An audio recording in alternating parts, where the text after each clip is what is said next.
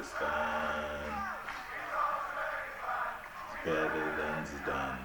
We have Mesut Ozil. Yeah, people, you're back and you're chilling with the real Gunna Lee. Big up all my loyal subscribers. That's the Yachty Army. And if you like the content, you like the video, you know what you got to do. You have to like the video, you have to share it, and then comment and tell me what you guys feel about the video, what your talking points are, something that you want to get off your chest about Arsenal, and then subscribe to the channel so you can see more content, more videos, and just help me to put out more content that you guys, as subscribers want. So yeah, people, if you can see by the jersey and how it took and how it's showing today, it's about that guy Mesut Ozil. And if you don't know, no. At the end of the day, it seems like his contract with Arsenal has finally come to an end. Been at the club for about 7.5 years. To me, has been a loyal member of the club. I mean, there's been ups and downs, definitely. Everybody likes to compare it to a long marriage where at the start of at the start of the courting phase, Ozil was the best creative midfielder, best number 10 coming to Arsenal, a team that's known for like passion, creativity, and just joy, like kind of like Joga Bonito kind of thing. That's what Arsenal is always known for, and to have an artistic player, somebody with a creative vision, and just the straight up talent of Ozil, it looked like a match made in heaven. And for a few years there, especially the years where Ozil led the league in assists, was actually, I would say probably top two, top three best players in Arsenal for about a 2 to 3 year span, with the likes of Sanchez and Santi Cazorla, etc. I mean, it's a mixed bag for Ozil. It's a mixed bag of good performances where, you saw his talent shine through. And then the other half of the time, it was just people kind of frustrated with the fact that you saw a player that was so good, but there would be so many times in home games, mostly away games, where he wouldn't be the player that would take over the game. And honestly, that's what Arsenal wanted. That's why you pay the big money for the 350k, which came in his second phase of his tenure here, with I guess like the second contract that he got.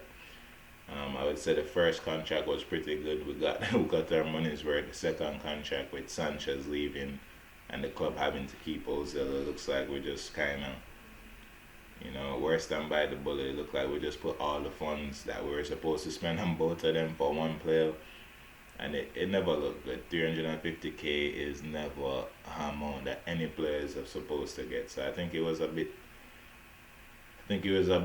tough for Ozil to get paid that amount of money or to be given that wage. But at the end of the day, he was one of our best players. We wanted to keep him. That's how world football is. Your value is your value. At a certain point, Arsenal did value Mesut at 350 a week.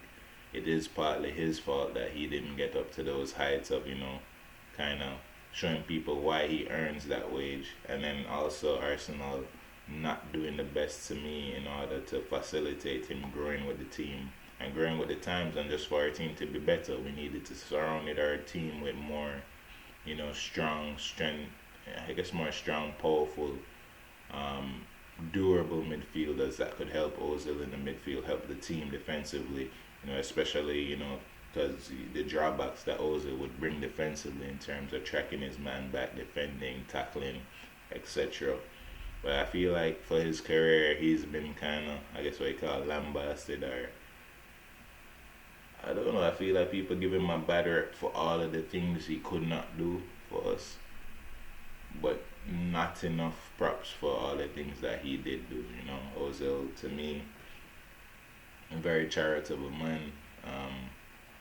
He is a person who really cares about the kids. Cares about poverty and kind of eradicating poverty. Any way he can. He has multiple non-profits that he works for. And he's a very outspoken person. People can say that outspokenness and not playing, and not seeming to focus more on football could have led to his downfall at Arsenal. But it's a give or take. You either have people who love Mesut and I think he's the best thing since last bird. And then you have other people on the other side that just think he didn't do enough for the club or didn't bring enough. For me, I think even though I'm a big fan of him, I think I'm right there in the middle where I acknowledge the fact that he probably could have done a little bit more in his tenure here, a little bit more to fight and change with the times and change with how world football was doing. We move or gravitated from like primarily having these number 10 players to now having like more workhorses in midfield, to have more players that are, I guess, easier to adapt. Players who can play a attacking midfield role, but also be more box to box and more defensive, and you can count on them to cover, so on and so forth. Ozil kind of just kind of fit the mold of creative midfield and wasn't nothing more than that, nothing different from that. And there's nothing you could get other than that from him. I'm not saying that that's a bad thing, but that's something that you would have to create your team around and ensure that your team is able to play with the likes of a player like that has so much great positive attributes in terms of his vision and passing, but what some would phrase as negative attributes in terms of his, I guess his willingness to tackle, willingness to track back, etc. And for me, it's a tough time. I mean, it's a kind of sad time for Arsenal. I mean, because look, it's a guy who's been here for 7+ years. Helped us end our trophy drought. Um, People always say he didn't show up in big games, but I mean, when you look at those FA Cup runs in the semi-finals, even the performances in finals, he was there. He was there with a Ramsey. He was there with a Santi. He probably didn't have the goals or whatever, but he was there. He was a big part of those winning runs, people, and a big part of why Arsenal, I think we came out of that rut from 10 years ago, and then people started to look at us like, say, all right, man, Arsenal are going with some things, especially that year where we came second with Leicester. You could see that we were trying to build something, get get back to where we're supposed to be, and unfortunately, it never really got to that position under Mesut. And then you can see me buy this.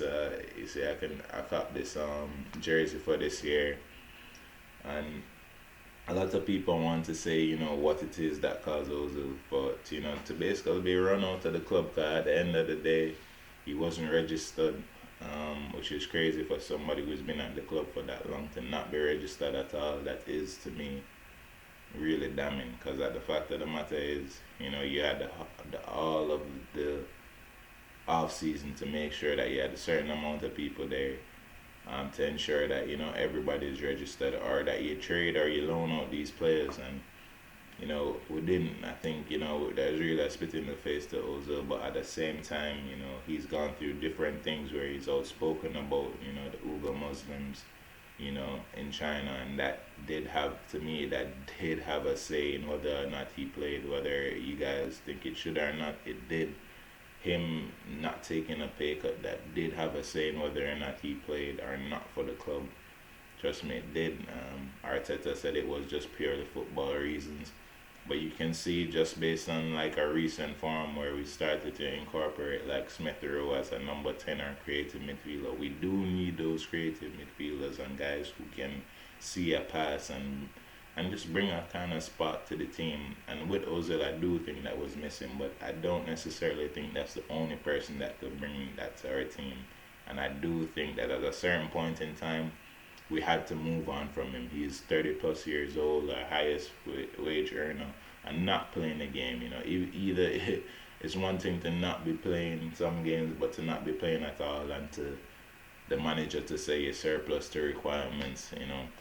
It is what it is. This is the new chapter, and for me, it's just a step for the future. Hopefully, it's the right step in the future. We have young players. We have Smith Rowe, and we're said to be looking for creative midfielders in this January window. So to me, it's just it's the end of a chapter. We'd love to see him play his last game, for him to salute the fans. It just it never end up like that, people. And at the end of the day, that's how the world is. You can't always have the what you call the Disney story or the happy endings as we all love. I know some people that love us for winning the league this year and then winning him last year, Premier League, whatever it is. But at the end of the day, you just have to give thanks for all of the memories, the great play, the exciting play. And for me, there's numerous like plays I can just still think on the back of my head how I felt, how excited I was to just be watching football and seeing that kind of flair in this type of player for a team that I love. And yeah, man, people, I love a creative player. Growing up in Jamaica, you're all about the Brazilians, the Ronaldinho, and all of them, man. There. And then the more you grow up, you get to just see the game itself. And then I saw a super unselfish player who always wanted to get assists, always wanted his teammates to score or something like that. And to me, that was like what Arsenal was about, the passion and the creativity of football. The beautiful game. And so, yeah, people, it's a sad time to see him go, but happy for him to see him go to a team in Fenerbahce that he seems to, have dreamt about playing for at one point in his career or one point in his life growing up. So, all the best to him. I thank him for the memories and whatever. But as Arsenal, we'll always be Arsenal, and we just have to move. We'll move on. Hopefully Smith Rowe can fill his shoes somewhat, or hopefully we can bring in players who don't necessarily fill his shoes, but just are better for our team in terms of our, synergy. Because it seems that Arsenal doesn't want just straight creative persons or players. We want players, who can stick a foot in, can track back and do all of this. So hopefully get more players in that mold. And yeah, people, thank you for kicking it with me. Thank you for listening to me, talk about the man, the myth, the legend, the little magician, Mesut Ozil. You don't know. Big up to him. Thank you for the years at the club. And yeah, people, keep it on, keep it moving with another video. I'll give you guys a preview of the Newcastle game here on Martin Luther King Day. And yeah, boy, yeah, people, big up. Keep it locked with the real gonna leave.